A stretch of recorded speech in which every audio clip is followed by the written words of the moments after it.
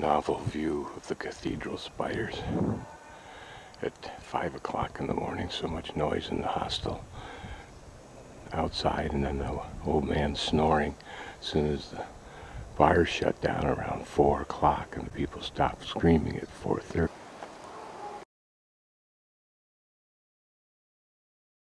It's interesting that in the United States, where we try to make things look a little bit different to distinguish, here they dramatize the similarity of these places, although there are some subtle differences that you can note, but the color tends to make them all the same.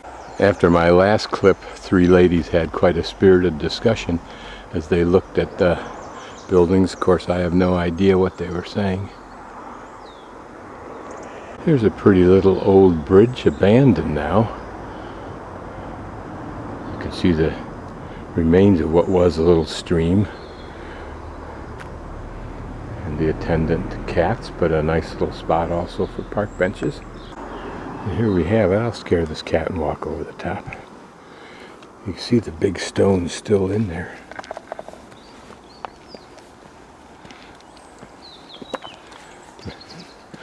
And the road that I just came off of, a large new road, would have certainly replaced this, probably several generations of same.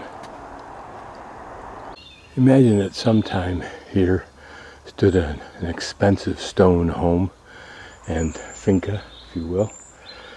It's expensive enough that this secondary doorway is beautifully done in stone and metal work. Probably about 3 hours plus away from Santiago to the west. Just thought I'd pan through this landscape.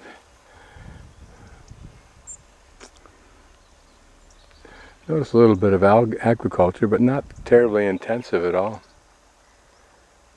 Here's a pretty little spot on the Camino to Finisterre. It's a lovely little restaurant here. Pretty water feature, creates a nice lake effect on the river. This must really look spectacular when the water is really rushing down through here.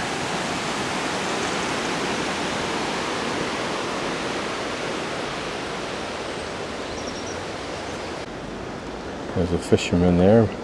Mila, the girl who works part-time at the albergue in Santiago, her father died when she was 17 when he was fishing and fell in, not found for 7 or 9 days. A bold entrance to what once was and may still be an impressive estate. Well, you can be sure it's owned by somebody with a fair amount of clout. But look at these beautiful old trees and how they've lit this. Huh. I'm into Negreira, or whatever it is, which is usually the first stop, 21 kilometers, although it sure feels longer than that after 5+ hours of walking. I want to go on to the next place that has an albergue. So somewhere in there I hope to find a place with those donuts I like and some agua con gas, and I'll rest before I go on to the next shot. I do feel real tired today, or at least sore, and that may just be from only getting about 3 hours of sleep last night. This is a pretty little park in this small town of Negreira, or whatever, however you pronounce it. It's about 11:30. I'm going to make one more shot at the next big town, Galician or something like that. That has an albergue. I don't know if they had a wall here, a protective wall, but this is an allusion to such a thing if they did have one. It's a pretty affectation for the city anyway, however authentic it is, or not.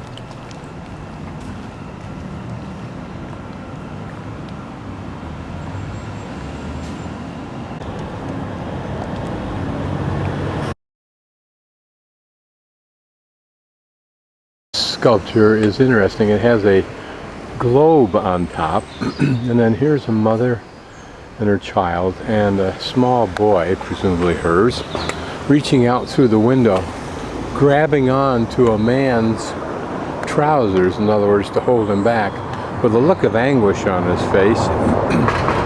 And notice that he has the Pellegrino's staff and a bag for carrying his debris and a very resolute looking face. But notice how his legs beneath the knees disintegrate into what look like tree trunks. So what is the point of this? Is it a boy lamenting his father's compulsion to either do the Camino or even broader, as the globe implies, travel the world? And how destitute it will leave a family if he does so? Negreira is the name of the town, and the church is up here a little ways outside of town. There is the church, high on a hill relative to Negreira, the current town. I wonder if the old town used to spread out around the church, and whether these walls and these old buildings, several abandoned, one on my left not, were part of a vibrant small town at one time. That building abandoned, a man down there clearing out the heavy grass and foliage in the front there, and then there's like 3 tiers of levels that are all gutted out and the roof's missing, but some cross beams hanging there. I wonder if this town will have people who buy for second homes and restore some of it. Some of the buildings, like the one on my right, are still used. Having just left that pretty little nostalgic stone town, I'll pan across the valley here.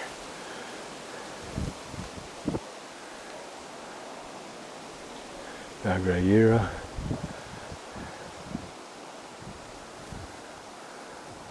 And we continue on to tonight's resting place. I stopped to video this because it's so devoid of almost any art or embellishment. The doors used to have something around them, but that's pretty much gone now.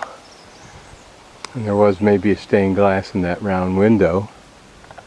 And then of course the bell tower, but even it's quite simple.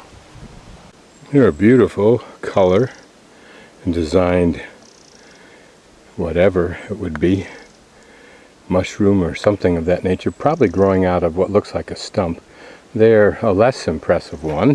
Here a less colorful one, but notice at the bottom, someone has ripped it up, but notice the bottom is a pretty yellow. Just a view of another lovely pathway to walk through the woods, of which the trail has a great deal of. This one in particular, because we're going into this kind of like temperate rainforest almost, kind of Oregon coast stuff. The weather blows in here off the ocean to my left rear. This is a kind of pathway with stone walls that reminds me of northern England.